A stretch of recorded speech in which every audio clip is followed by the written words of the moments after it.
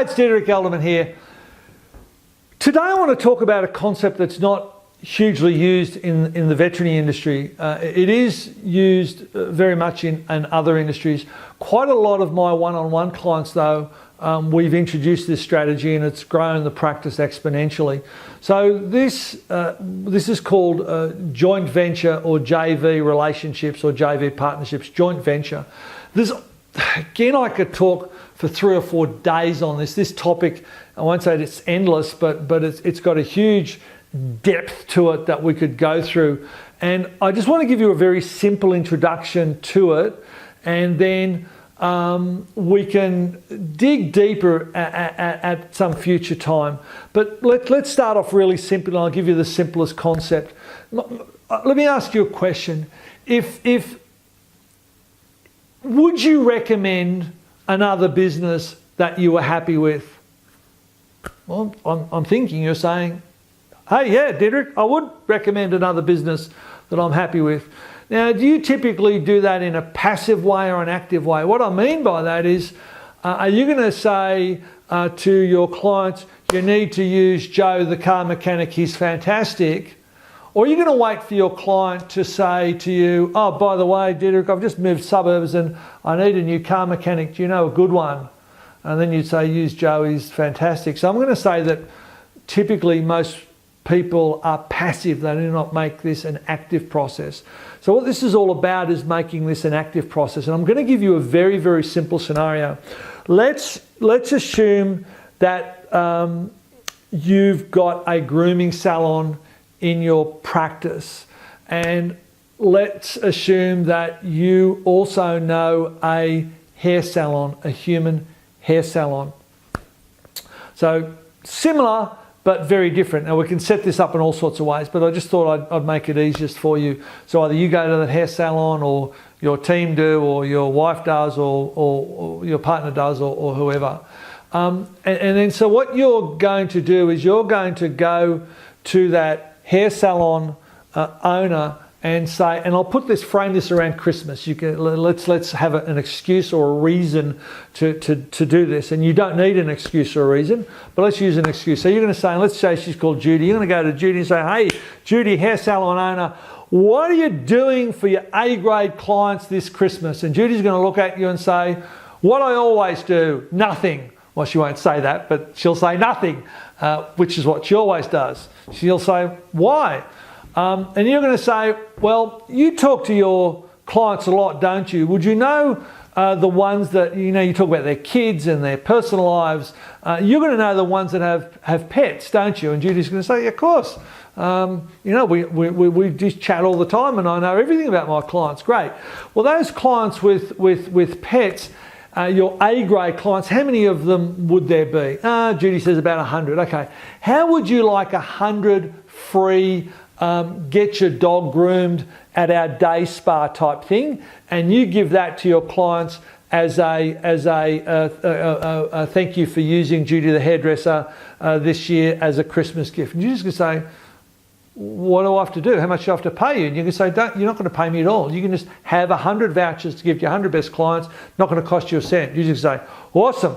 And then you're going to say to her, Judy, but there's just one thing that you need to do. You need to give a letter with this voucher, and I'll write the letter for you. So that's easy at this stage. So then you're going to write the letter, and it's going to say, and this is going to be from Judy, and it's going to say something on the lines of, Mrs. Smith, you've been a regular client with Judy the hairdresser now for 15 years.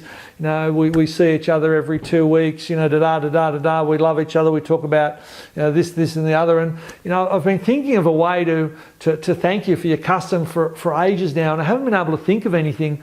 But I suddenly remember that you had a dog, and since you're the person who I can't think for, I thought, why don't I give something to your dog, because you tell me how much you love that dog. So what I've done is I've gone to Dr. Bob, and Dr. Bob is my vet. Oh, he is just awesome. The team's fantastic. Wax lyrical.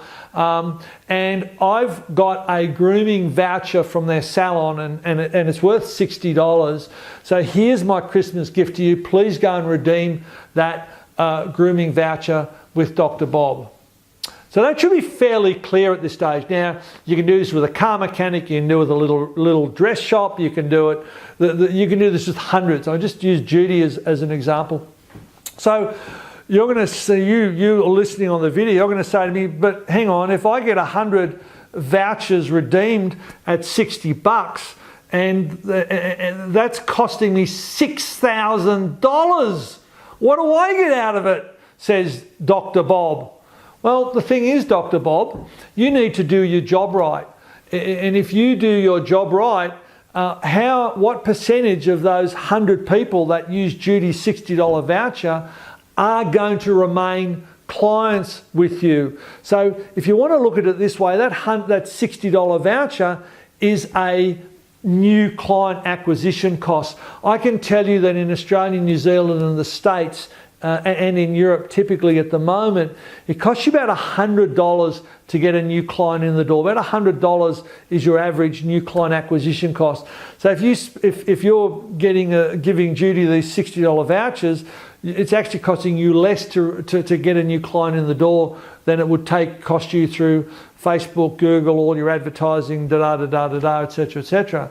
Now, so if you do your job right and you use grooming report cards and you sell them some shampoo to use in between groomings, and your team are really wonderful like they always are, and your groomer does a fantastic job, then a lot of these clients are going to come to you. So you've just got to work out, the first couple of times you'll do this, you've just got to suck it and see what percentage of those clients actually transition to you.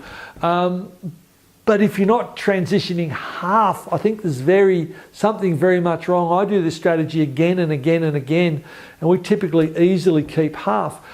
So that's the first thing. Now the second thing is, let's assume you're worried about the $60 and say, Dick, you're an idiot, $60, I'm not giving away $60. And remember, it's not $60. It's $60 of value. So if Judy grooms a dog in half an hour and she's getting paid $30 an hour, it's really only costing you $15 in hard costs. The other $45 is in soft dollars.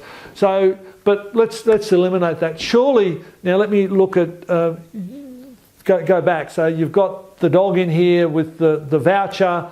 Surely when that dog's admitted by your groomers or by your nurses or by your receptionist, you could say something along the lines of, when did you last worm the pet, Mrs. Jones? Because if you can't tell me when you did it and what you did it with, I'm going to assume it's longer than 3 months, and you can we'll pop a worm pill down when you're here now. So you can upsell worming, you can ethically upsell worming, you can ethically upsell heartworm, you might be able to ethically upsell vaccinations. Maybe that dog's got lumps or bumps or anal disease or bad teeth, and you can upsell other services from that angle. So realistically, you're going to make a lot of money out of this deal. So that's an introduction to joint venture partnership. So that's the first transaction.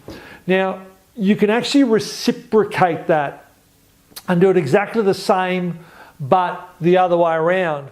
So in other words, you would give Judy would give you 100 $60 vouchers that your clients can spend with her. So you might go to your 100 top A-grade clients and say, look, I've been going to Judy the hairdresser for years. My wife goes there, my kids go there, fantastic, wax eloquent, etc., etc. And I've bought a $60 Christmas voucher, and you've been a fantastic client here for years. I've never said thank you properly. And frankly, I didn't know what to give you, but I notice you're always immaculately dressed and hair done, etc., etc. Here's a voucher to spend at Judy. She's just a wonderful hairdresser. So it works both ways.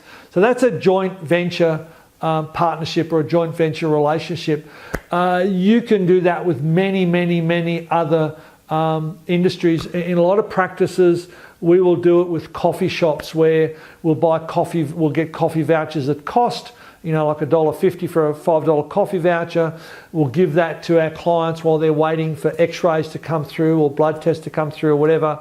And the coffee shop will give that to us for nothing or like $1.50, because they know that when a client leaves their pet with us for half an hour, that they'll go down and have a cup of coffee. They'll always buy a slice of tea cake or an apple crumble or whatever. So they're actually going to make money on that deal. So that's a very brief intro to joint venture partnerships. They are absolutely awesome, fantastic. And they work really, really, really well. So if you want to start on some advanced marketing strategies, this is a strategy that I'm going to suggest that you get onto sooner rather than later. It works so well, and it'll just grow your client base so well.